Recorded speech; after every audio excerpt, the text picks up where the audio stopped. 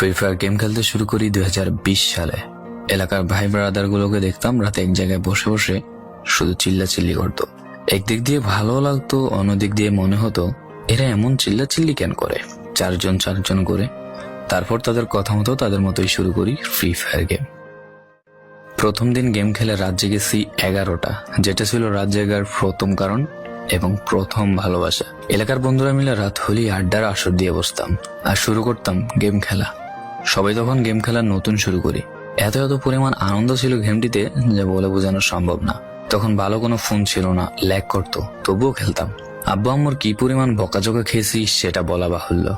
অনেকদিন তো স্কুলও যাইতাম না, বন্ধুরা বসে গেম খেলতাম। কিছু টাকা জুগিয়ে কয়েক মাস পর একটা লেভেল আপ পাস ছিল না, 200 টাকায় বোধ হয় 800 ডায়মন্ড পাওয়া যেত। তো সেখান থেকে 800 ডায়মন্ড থেকে একটা অলগ ক্যারেক্টার নিই।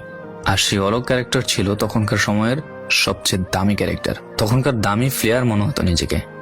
আবার গেমের ভিতর অনেকের সাথে বন্ধুত্ব পর্যন্ত হয়ে গিয়েছিল। গেমের ভিতরে বন্ধুত্ব হলেও বাস্তব ছিল বন্ধুত্বগুলো। তখন ফ্রি ফায়ারে ডু পার্টনার সিস্টেমটা ছিল না, তাই কোনো মেয়ে গেমেও ছিল না। তারপর যখনই মেয়েরা গেমটা শুরু করে তখনই আস্তে আস্তে গেমের আনন্দ নষ্ট হয়ে যায়।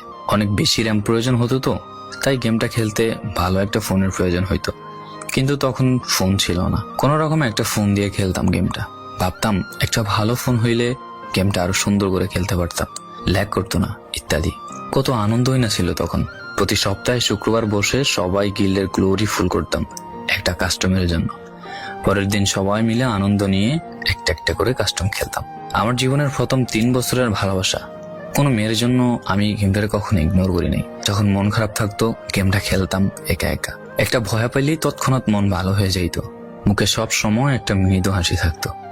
এখন আমার কাছে গেমটা খেলার মতো অনেক ভালো একটা ফোন আছে, আমার কাছে এখন অনেক ভালো কালেকশন আছে, টপ আপ করার জন্য টাকাও আছে। কিন্তু গেমের ভিতরে থাকা সেসব বন্ধুরা আর নেই।